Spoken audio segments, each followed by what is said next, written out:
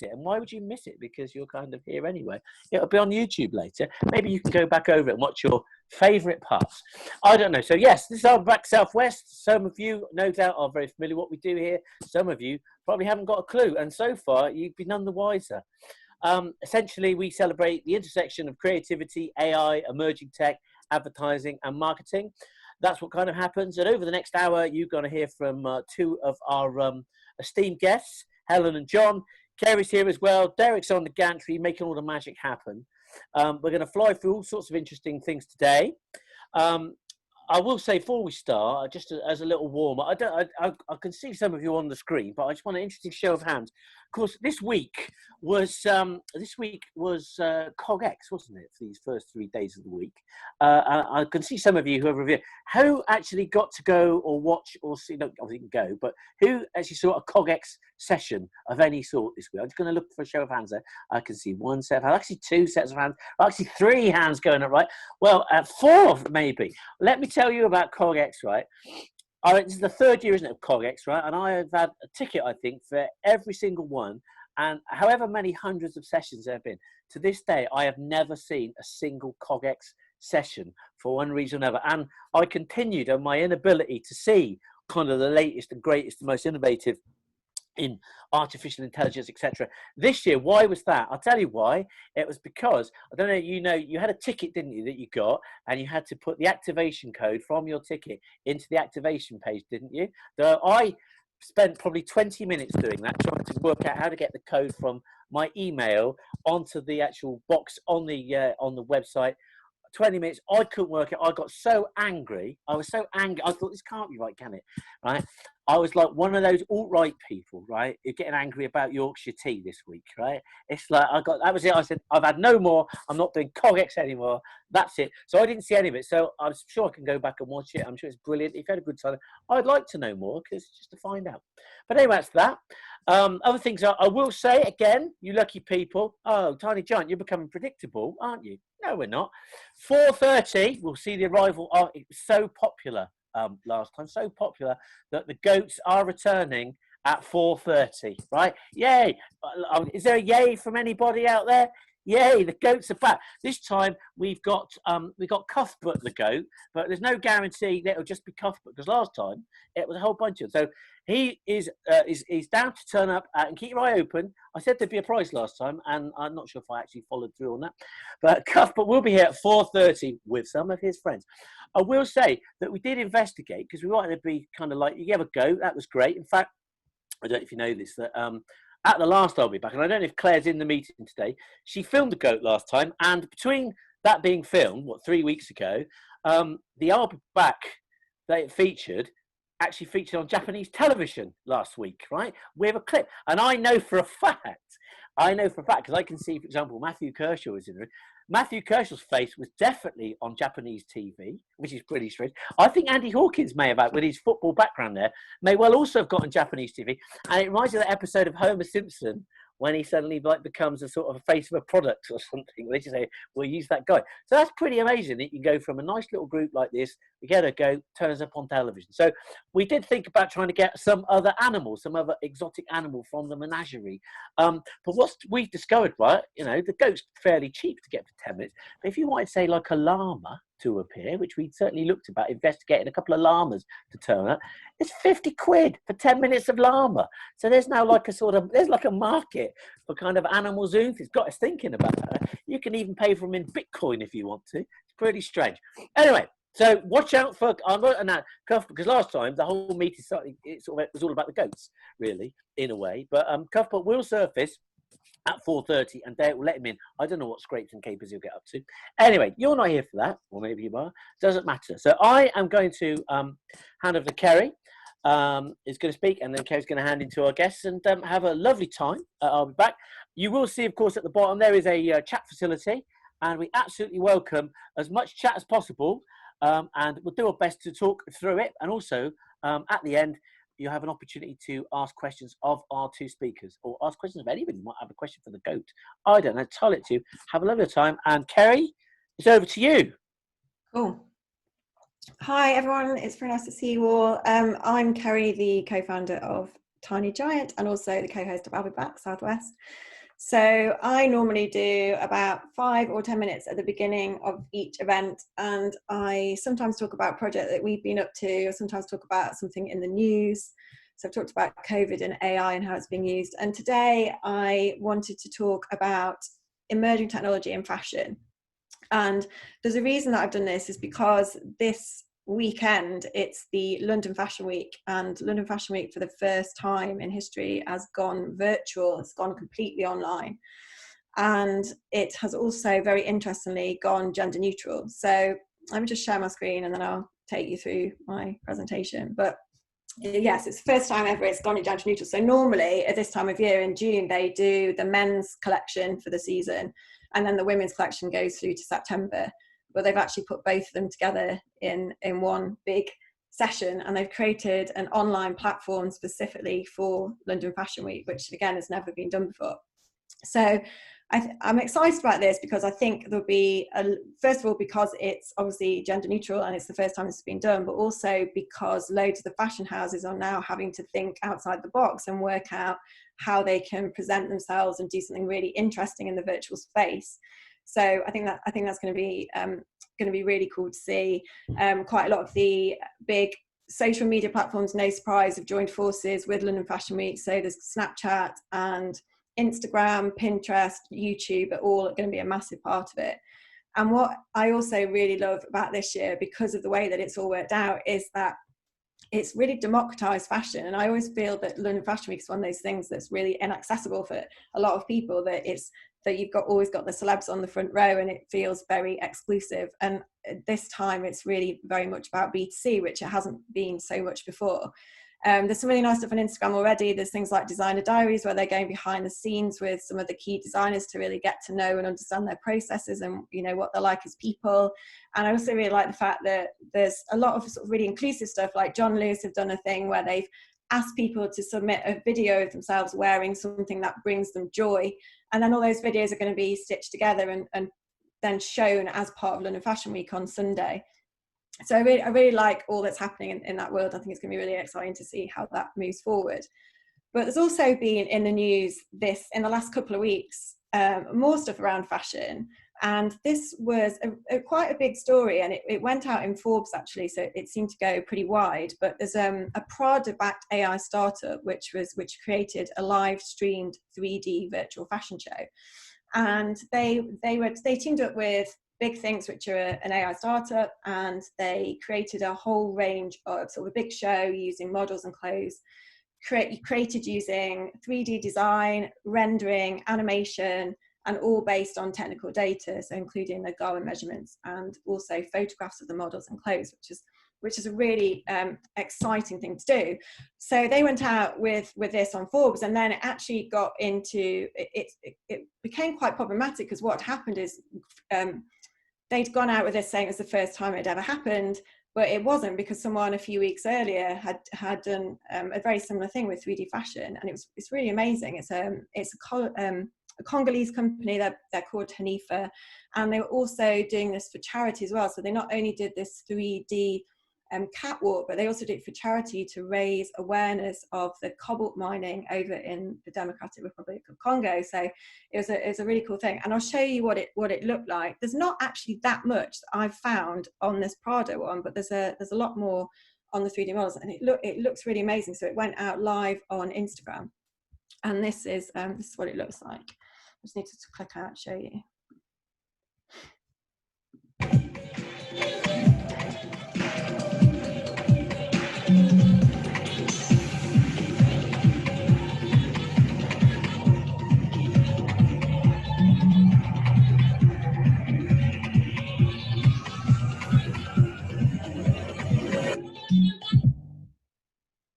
So that's what it looks like. So I thought it looked really amazing, and obviously it's in this time of COVID where you can't have a bunch of models on a catwalk and a load of audience. It was really interesting that she'd chosen to do that, and she was saying actually, when I read an article about her, that she didn't just do this just because of COVID. It was something they'd planned in advance, but it came at this time, and it seems very, very relevant. All of that collection is now sold out instantly, and I think that in some ways the publicity that came around that, as the fact that Forbes didn't actually ever credit them for it, has also helped to boost that. But really, really fascinating stuff. Also, there's a brand new company that's been in the news last week that I was really fascinated by, but just to give you a bit of a sort of background information on virtual fashion. So we talked obviously about 3D models and creating this kind of look and feel of a catwalk, but there's also a whole sort of a few companies that are moving up around the concept of virtual fashion. This happened last year, and it was the first dress that was made it was actually sold on the blockchain, but it was a virtual dress. It was called Iridescent, and basically what you did as the owner of this dress, so it doesn't actually exist, but you, as the owner of the dress, you would use an AR tool that they gave you to try on the dress, and then you would send that back to them, and you had 28 days to send back your AI trying on of the dress, and then they would get 3D modelers to completely fit it to your body, so it looked absolutely amazing on you.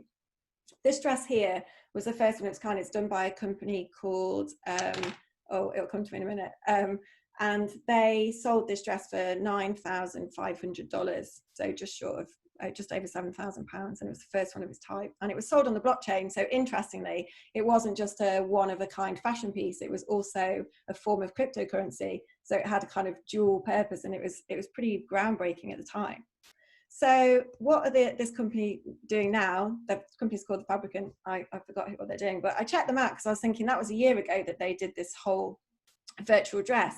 But they're now doing a load more stuff in this space, and they've really gone on the idea that, I suppose because sustainable fashion is now a really big issue, and people are trying to find ways of not having supply chains that are exploitative, or and people are much more conscious about the environment and the clothes that they're wearing, that they've gone in on this whole idea that they're not wasting anything apart from data, and they're not exploiting anything at all, because nothing actually exists in the real world. And some of that stuff's really interesting, and I think conceptually I just think it's really clever and really exciting. So, and also quite bonkers in that there's also, let me show you the next one. You can also obviously create clothes that match perfectly with your surroundings. So this is a piece that's been created to tie in with, if you had a photo, if you were at the Grand Canyon, what would you look like? And again, obviously none of these dresses exist, but they're all extremely beautiful, and they're all designed, and they're all perfectly fitted to you in a 3D world. And I noticed actually that it's not just this kind of virtual fashion, but they're also tying in with brands now as well. So this is a recent campaign they did with Puma, where the Puma clothing was actually applied in this way, and they did a really sort of interesting and quite futuristic style. So I'll show you what it's come back as. So I guess it's a bit like the virtual influencers that we've seen, like little Michaela, who's doing sort of wearing a lot of fashion, very high powered fashion brands. She's now wearing a lot of that stuff, but this is either taking it slightly further or just in a slightly different direction. I'll show you the ad because it's quite interesting. Oh, wrong way, sorry, I have to come out. Oh, can I show it? Oh, okay.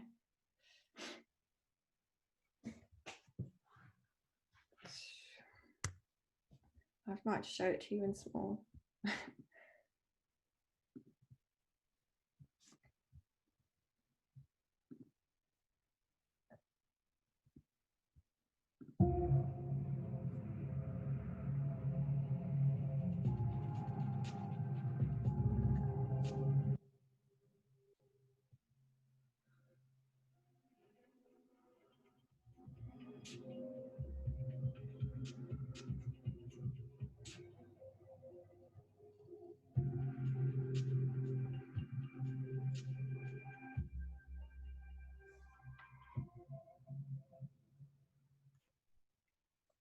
Yeah, so that's, I just have to click out again, sorry. So I thought that was really beautiful and really interesting, and a different way of using sort of fashion, and rather than using influences, but using this new sort of style. Sorry, I can never get back in after I do it on the thing.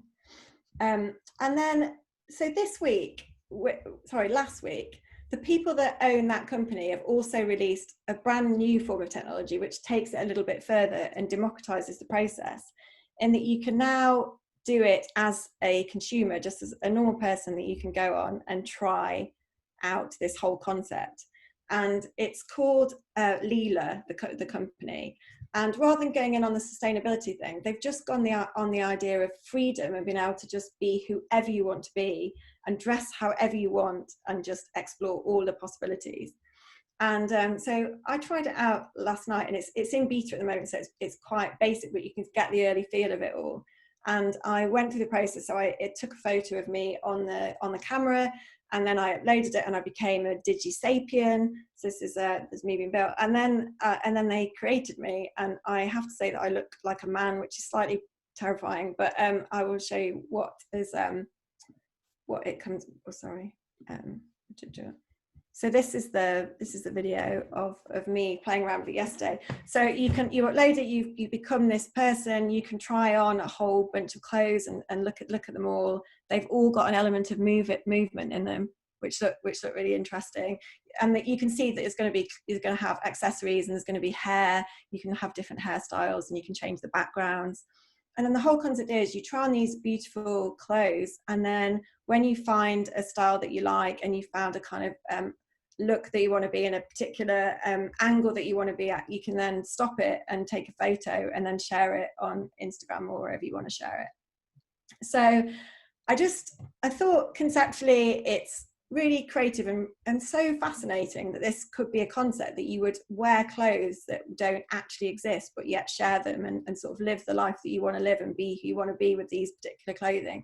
And I could see that you'd also think that's pretty crazy, because ultimately we need to wear some clothes in our real lives. But if it's working for things like Fortnite, where you buy clothes to put on your avatars, then I don't see why it might not work in this kind of much more real scenario. So that's where I've got to, and I think it will be really interesting this weekend to see how the designers do go forward, and maybe, probably not quite in this space, but start using technology in really interesting and creative ways.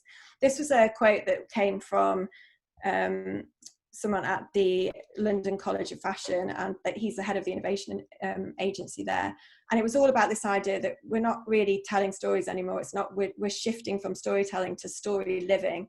And instead of just telling people what they're doing, designers are now having to put them inside the world that they want them to be in. And I think some of these examples have shown you a good indication of that shift, that people want to be immersed in experiences now. And that's why AR and these kind of virtual worlds are becoming much more prevalent in terms of connecting with customers and in terms of advertising. So yeah, so do have a look at London Fashion Week. I just think in terms of creativity and technology, this kind of intersection between those two things is going to be really, really interesting to see what people are going to do. And for a very creative space like fashion to combine with some of the amazing creative technology that's coming out at the minute, I just think it's going to be, yeah, really, really cool. So that's me. And yeah, check out London Fashion Week this weekend. So that's me. Thank you very much. I am now going to pass over to our first speaker, who is Helen Tanner. Helen is the head and the founder of Data Cubed, and she's going to be talking about how you can use the data you've got right now to make new products. So I'm going to pass you over. Norts is going to play you in, I think. Go Norts.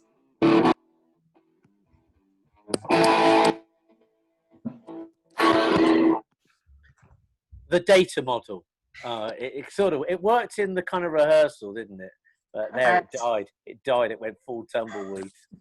Helen, to you. Thank you. That worked. That was a good intro. Thank you very much. Great. So hopefully you can all see my screen. I guess get some nods there. Brilliant. Okay. So what I'm going to talk about in the next 5-10 minutes is making money using data you already have. And I think this is quite timely at the moment, with lots of businesses struggling, lots of people being furloughed, lots of redundancies. It can be a very tough time right now. So an opportunity to make more money using data you've already got would be good for business.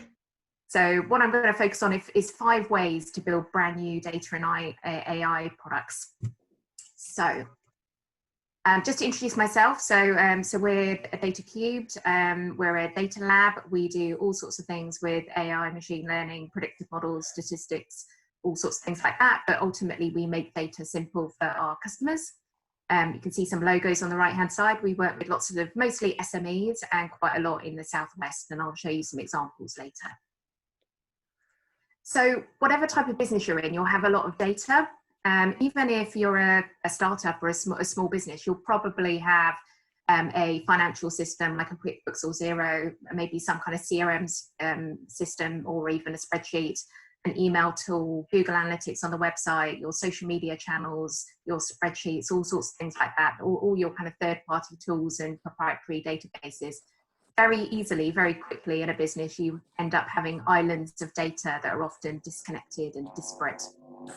And the question I guess I'd like you all to consider is, are you actually sitting on a data goldmine? Is there an opportunity to turn all of that data in its disparate, disconnected, multiple data sources all over your business into brand new data-driven products and services that can create a competitive advantage and a commercial advantage for your business, and ultimately make more money for your business? So that's what I'd like to explore. So first of all, I'd like to think about the type of data your business has. And when you think about data, it can often feel quite vague and vacuous and hard to kind of nail down. So the first thing I recommend is you look at all the different data sources within your business, and here are some examples here. So if you think about data on your customers, perhaps you've also got data on your suppliers and distributors. Perhaps you've undoubtedly got purchasing finance data, because that's the thing that keeps us all in business. So you'll know who needs to pay you and whether they have or not. You might have usage or behavior data, potentially if they're using an online platform or calling your call center in some way, and so on and so on. I won't go through all of these, but you'll undoubtedly have all different data sources. And typically an SME will have between 15 and 20 data sources without even trying that hard to go through all the different data sources that we've got. Now, most often you look at those data in isolation and in silos, and that's where you potentially miss out on money-making opportunities. So the idea I'd like to run through with you is combining, mixing and matching these data sources to then create brand new products and services. And the types of products and services you can create and the way you can monetize your data, as per the title of this little talk, fall into kind of 5 camps. And I'm going to go through each of these, give you some examples of the types of things that you can make money with data by using tools, benchmarks, predictions, insight, and raw data itself at the end. So let's start with number 1, making money using tools. So this is using the current data you've got, creating tools for your users or for your market, and then selling those tools in terms of usage. This is an example of LinkedIn. They've got loads of data on all of us on this call, undoubtedly, and they sell their LinkedIn premium service so that you can search through their data and pay that extra price to maximize the value from that data. Now, not all of us are LinkedIn, but what we probably have got is lots of different data on our business in all different formats. Here's a lovely Asian dashboard example. But the idea behind this is you will have lots of data on your customers, particularly if you're a service business, and they will have some of that data themselves. But what they won't have is the data that you have on them about their usage, their behavior, their kind of how different users have interacted with your products and service. And what you can then do is create those dashboards and tools and charge an extra fee for it. So if they're paying £1,000 a month for you for a service, you could add an extra £100 on a month for analytics on top of that. And that's a kind of well-proven model, and I'll show you some examples later. Second way is to make money using benchmarks. So here's a Gartner quadrant that you'll be used to seeing, measuring different platforms, comparing them. So they don't charge for this, but they do charge for all of the insight in the background.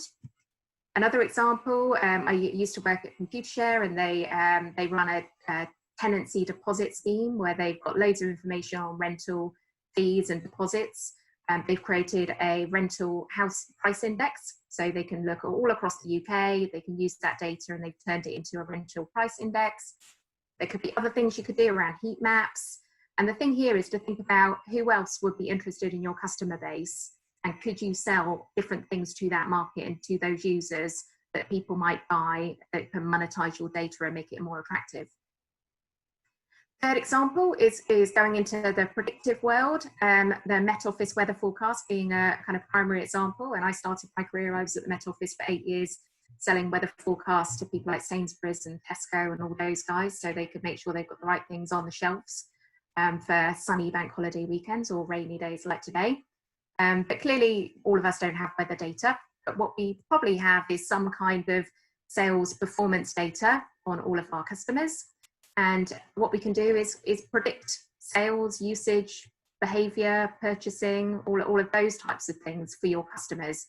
And the advantage you would have over creating predictive models for your customers is you've also got the benefit of looking at all the other businesses that use your services too. So you can create great AI machine learning models that will enable you to create far smarter forecasts on their behavior, their service, whatever it is, than if they were to do that themselves. Another example would be alerts. So setting up business logic that creates alerts. Here's an air quality example. It could be something about identifying fraudulent activity. It could be something around just kind of when things go above or below certain thresholds, and setting off these alerts for your customers and adding that extra enhanced service to your users. Fourth example is making money using insight. So this is taking data at a customer level, but bringing it up to a macro level and looking at all the trends across that area. One example is Talk, a Bristol-based business, one of our kind of earlier businesses we worked with, and they create insight reports mainly on the insurtech industry, but they've got loads of data on startups and insurtech businesses, which they pull together, create reports, and then sell those reports on. And they've also got platforms that sell that insight too. Another example, Thriving Places are a Bristol organisation. They've got a happiness pulse, happiness index that looks at how different parts of the UK compare in terms of how happy people are across the UK. There's ways that you can combine all sorts of insight together and create those types of reports and monetize them. And the last one, the one that probably people most think about when you talk about monetizing data, is actually making money with the raw data. Here's an example from Crunchbase. They've got loads of data on businesses all over the world and just a simple kind of pricing model. So this is probably the one that's the simplest, but most of the time businesses don't have the permissions to be able to do this. So the other four examples are probably more relevant for most businesses. So how much money could you make? And are you looking at a gold mine, or are you looking at just kind of a cost for your business? Well, simplistically, it's hard to kind of say exactly how much money you would make. And the way that you would go through this process is to think of how many people would buy your data product, how much would they pay for it, times the first one by the second one to make the third one, right? So if you've got 1,000 people, they pay £100 each for your new data product and service, and you can get it set up for 10 grand, and it's worthwhile. If it's going to be 100 grand revenue, but the cost is going to be 100 grand, then clearly you might not be thinking about it. So a very, very simple way of trying to get a view on whether you've got a business case for your kind of product. So just some local case studies to show you what I've shown you so far is quite theoretical, obviously some kind of wide examples. So just to bring that to life, bring some local case studies. PES are a Bristol-based employee benefit business. They help employers to offer all sorts of employee benefits, such as bike schemes and computer schemes and pensions and things like that to employees. They've created a brand new tool, a data analytics tool, that they are going to charge more money for in order to create a new competitive advantage in a really commoditized market. So they're using data they've, in the past 10 years of being in business, to create new tools for their users and charging new money for that. Another example, Speed are a PR and communications agency. They help all sorts of businesses do PR and comms campaigns. They have created a new reporting tool that goes to clients. It's all automated. Shows them their campaign, show them how they compare to other campaigns, and again, creating a new competitive advantage and a new source of revenue. Slightly different, this one's Bluefield. They are an asset manager that look after solar farms and get all their massive volumes of big data in terms of Internet of Things from all over the UK. They're creating automated reports better ways of getting all that data to their customers and doing that in really slick ways that gives them a commercial advantage. And the last one, Vizu, who are behind V-Cars, the taxi company in Bristol. They have looked at all their different passenger and driver data. They've got truly big data, picking up taxis all the time. Well, not in lockdown, but previously. Overlaying socio and demographic data over the top to get really great insight on their drivers and their passenger behaviour that gives them a new commercial advantage. So the other kind of side of things, just to debunk some myths. I think people often worry about GDPR, but whilst that kind of can give you things to think about, it doesn't stop you doing the types of things I've shown you with data, other than selling raw data is the one to be mindful of. Businesses often think that their data is not good enough to monetize, but often there are opportunities in there. So definitely worth considering for any business. It'll be expensive is another kind of often concern, but it doesn't have to be. You can start off small before you evolve into really complex solutions. And hopefully the last one I've removed anyway, in terms of giving you other examples of ways to monetize data beyond just selling the raw data. So you can make money, be compliant, do right by your customers, whether you've got big data or small data, whether you're using descriptive, simple analytics, or whether you're using AI and machine learning, you can make money from your data sources. So the thing I'd like you to think about for your businesses is, are you sitting on a data gold mine?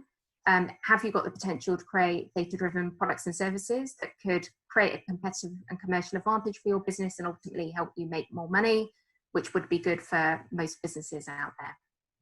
And if you're not sure, we're offering a free data opportunity, data consultancy solution. We'll get on a phone with you for an hour, scope it out, and give you a feel for how much money you potentially could make from your business if you want to walk that through with us. So that was me, Helen Tanner. I'd love to connect with you on LinkedIn for those of you who I'm not connected with, and look forward to chatting through any questions later. Thank you very much, Helen. Thank you. A little ripple there, Claus. I don't know, whatever we've got in our locker. Do what we want. Now, I'll sort of do that. Anyway, you may have noticed before we go to our next speaker, I'll introduce John Reay. You may have noticed, of course, that Cuthbert the goat does walk amongst us. I was a little bit worried at 4:31, but he is there. So feel free to call his name. He's a beautiful, magnificent beast, much like Derek. There he is, centre stage. So I'd love a pick on. See if we can. What telly can we be on this week? Will it be Filipino telly, Latvian telly? I do not know, to be honest. Anyway, there's Cuthbert. We've got probably about 5 more minutes. So if you're into goats, I don't even know where I'm going with that, but you know what I mean. Enjoy Cuthbert while you can. Who will we have at the next derby bout? Which type of animal? I just can't say yet. We'll find out. Right, I will introduce you to our next speaker. Who is John Reay, CEO of Rewrite Digital. We met John, myself and Kerry, and then latterly Derek, probably about 10 months ago, actually, came to us with an idea to do something.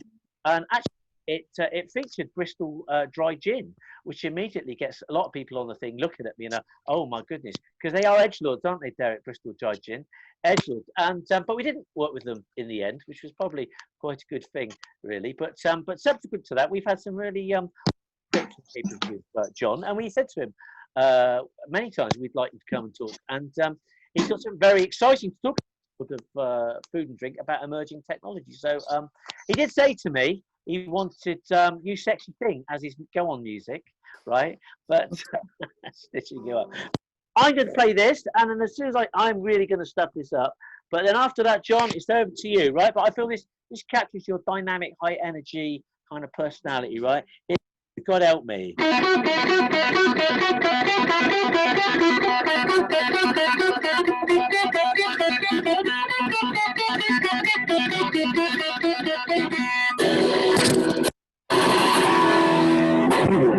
We can be thunderstruck by John Reay's talk today. Thank you very much, John. Over to you. My goodness, Norts. I mean, how do I follow that and a goat on screen? This is quite a remarkable introduction. So it can only go downhill from here. But I shall give you a very brief tour of some stuff that I've been working on, and then we can get on to some questions and other interesting stuff at the end. So hopefully you can all see my screen. I'm sharing now. I've just done a report on digital within the drinks industry, which is a sort of insider view from people across the drinks industry about their views on digital and what's been happening over the last 12 months and what's happening over the next 12 months, or what they see happening.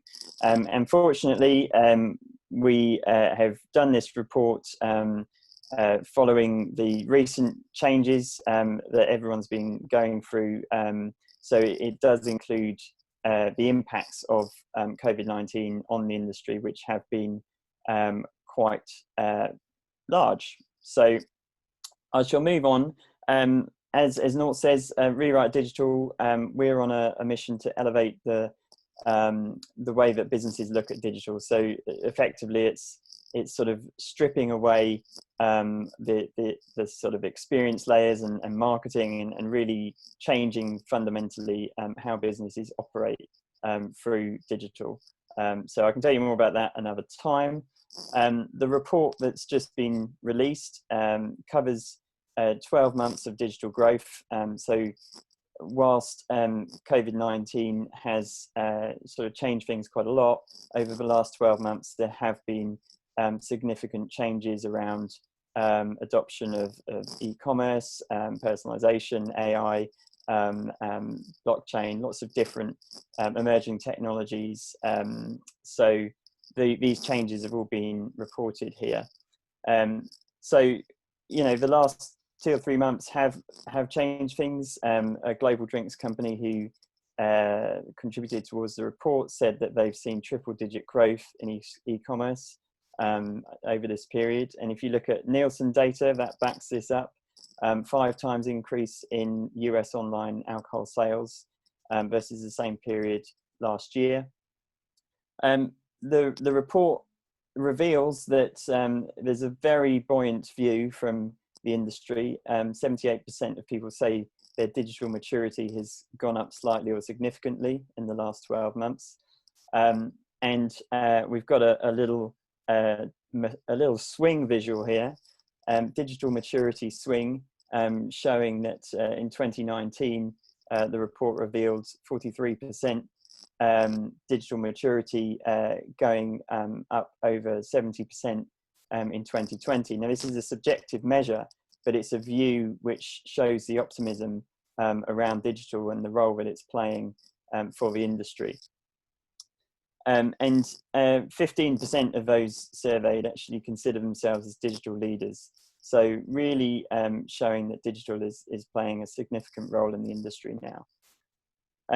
The report covers 6 areas, which I'm not going to dwell on right now, but some of the themes that have been happening, experiences that people have with drinking have become a lot more personalized, and individual using people's data and other preferences to create something that's unique to them.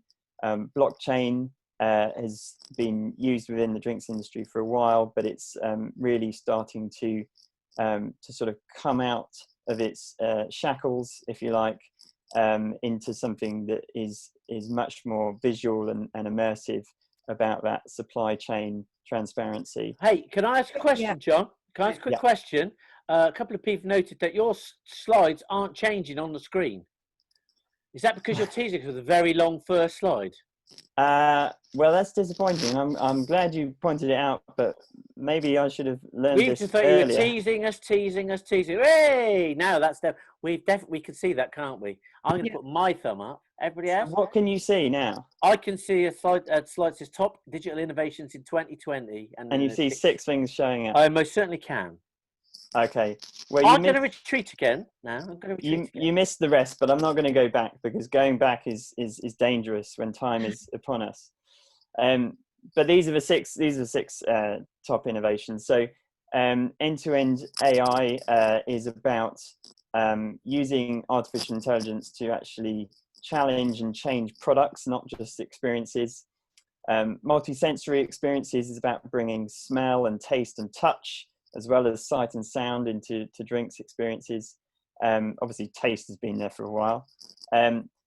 And then the last two are really sort of things that have been transformed over the last couple of months with COVID-19. So the virtual on-trade is a really interesting space about how pubs, bars, restaurants are creating experiences that are something that people can attend at home, and the direct to consumer and in the home drinking is really sort of about the e-commerce and about the delivery and sort of post-delivery experiences that people are getting with drinks. And these sort of changes are something that we're seeing are going to continue even as we emerge from COVID-19 and hopefully get back into the pubs and having a pint at some point.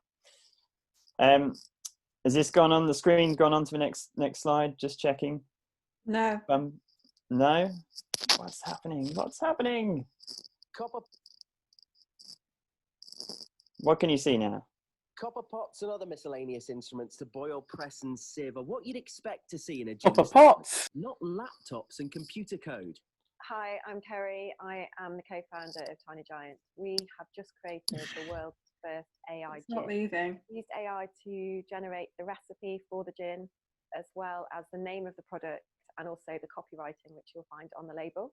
And we've also used algorithms to generate the label designs as well. For us, what we're really excited about is the fact that you can use AI to almost kickstart projects. It's almost like a muse. So there's always a human in the mix. So the AI generates a really interesting recipe, something that maybe you wouldn't think of as a human yourself. And then you then take those ingredients and the recipes and then turn them into something beautiful with your human creativity. So it's that combination of human and AI together.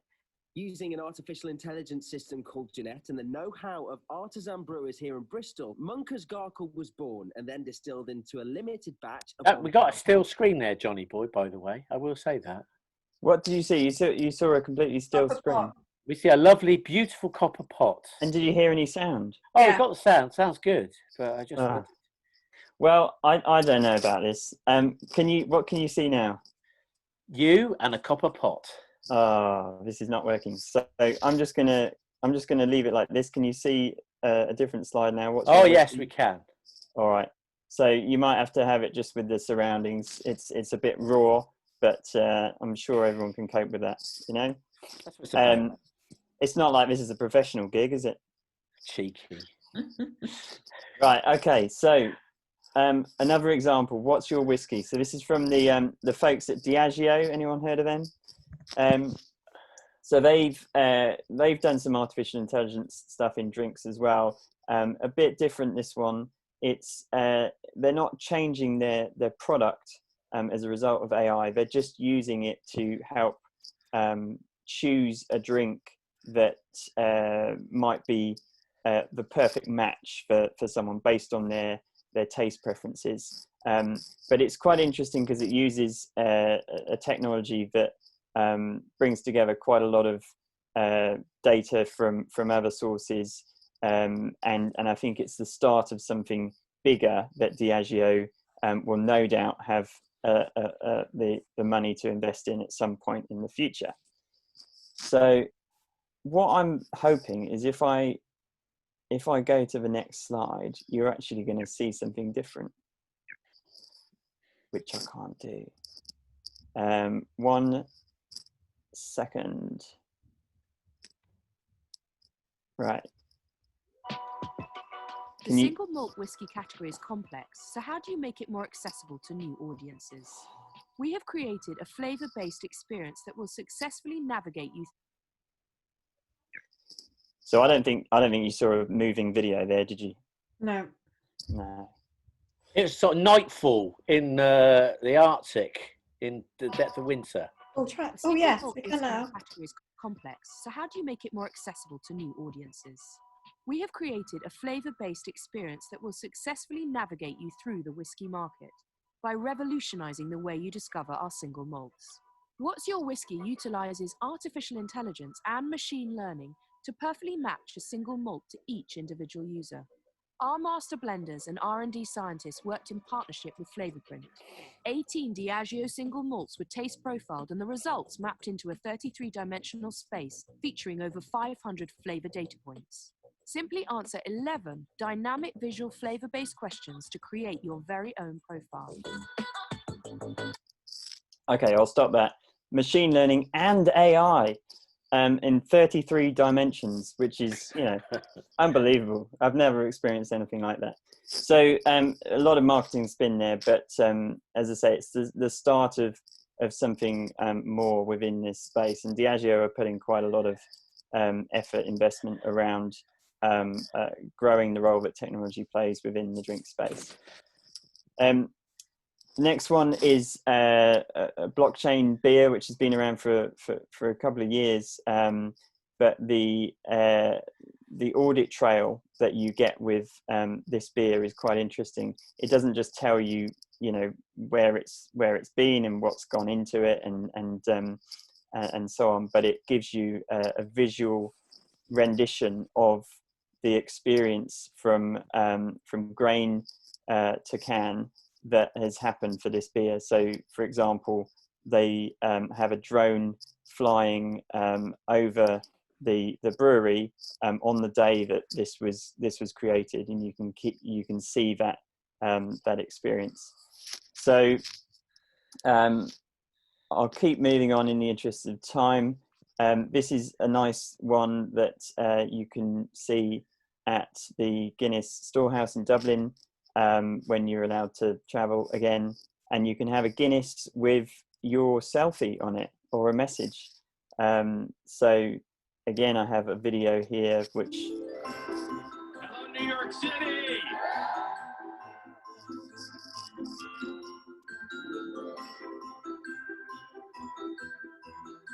We saw someone that's also here at this event on Instagram, and we were like, we need that. Like, where can we drink that?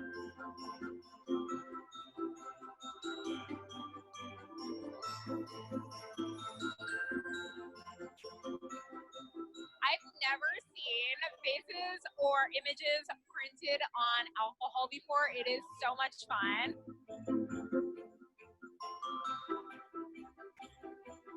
That is so cute. Got my face printed on a beer, and I've never heard of that before. So you can drink your face off. And drink your face off. All right. I hope you're all going to do that tonight. Moving on, Recorderland. This is quite an interesting one that is multi-sensory experience pop-up that was done last summer. And this is for Recorder League. And you have some VR, a VR headset. So you've got a VR experience, but what they've also done is had touch interactions and feedback for where your hands are moving as you move around this sort of virtual space that they've got. So they're bringing in a much more immersive experience to go with a drink that you might have. So it gives you a new layer of satisfaction. And there's a video for that, but I won't go through that. Just to sort of close out, really, the last 3 months, is it 3 months already? We've been in lockdown 2.5 months. All of this time has really sort of challenged how drinks businesses are interacting with consumers. So we've had this chap here who had got the Guinness World Record for the world's largest online pub quiz and raised loads of money for the NHS. Thank you very much. And a drinks producer here who has said that their direct-to-consumer e-commerce revenue has been doubling month on month, and 950% up on last year. Sounds like a lot, doesn't it? Depends what the base is, but there we go. These are just a few examples of other drinks businesses doing interesting things in the lockdown.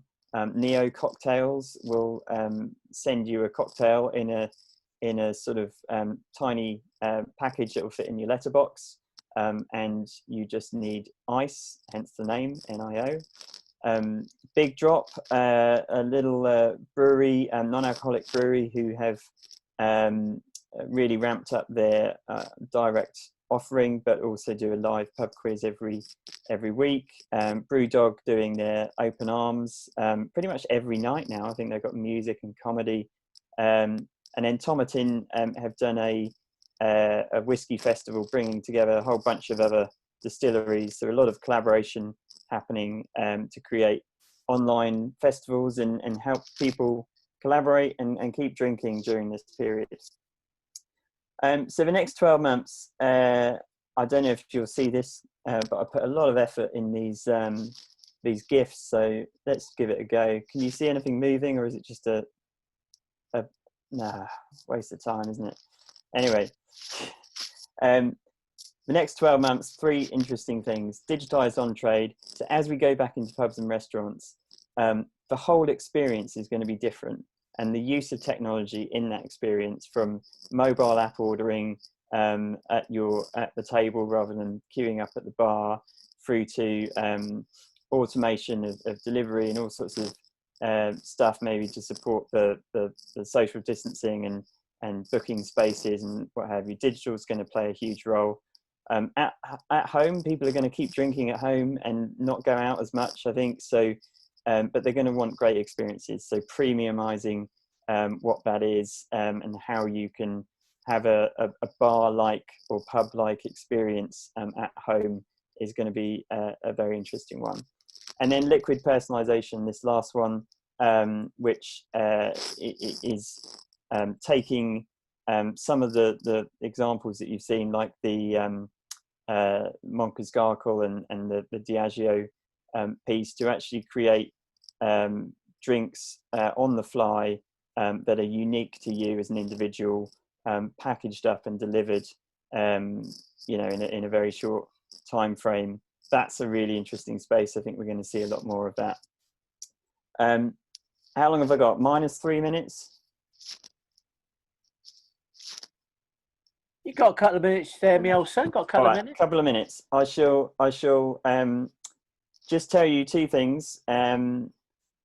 Drinks report. If you want a copy of the full report, which is a lot more useful and detailed than I've run through today, you can go to rewritedigital.com/I'll be back Southwest. And in a couple of weeks, we've got a launch event, which you can sign up to sort of go through more of this in detail. And we've got an expert panel joining, which will include Kerry Harrison, the head of Beerhawk Now and Beerhawk Fresh, and Downstream, who do the blockchain beer. So sign up for that at rewritedigital.com/launch. I will play you a very, very short clip of a video, and then over to you, Norts. Is that okay? Perfect.